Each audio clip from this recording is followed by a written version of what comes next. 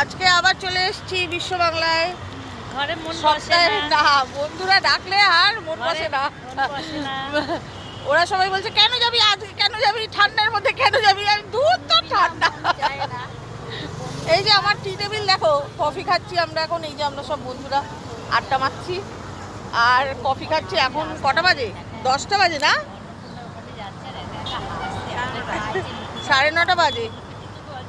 এখনো আমরা এখন সবে এলাম, তার মানে ধরো আরো আধ ঘন্টা 1 ঘন্টা থাকবো, তারপরে বাড়ি যাবো। এই যে আর দুজন দেখো। তুই কিছু বলবি?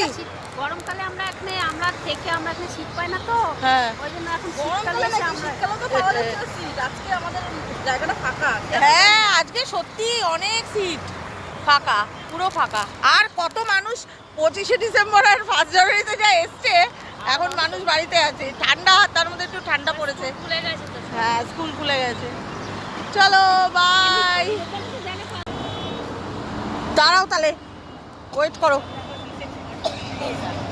টাকাটা দিয়ে ঘুরে আসবো। দেখো আমার বন্ধু পুরুলিয়া ঘুরতে গেছিলো, আমার জন্য গিফট নিয়ে এসছে, আমাদের সবার জন্যই। কি কিউট না, কি সুন্দর ইঞ্জিনিয়ারিং বুদ্ধি। তো ছোট্ট হ্যান্ডি, একদম ছোট্ট ধূপধানি, খুব সুন্দর। Thank you Ratna. সামনে বলা হয়নি, এখন মনে পড়েছে।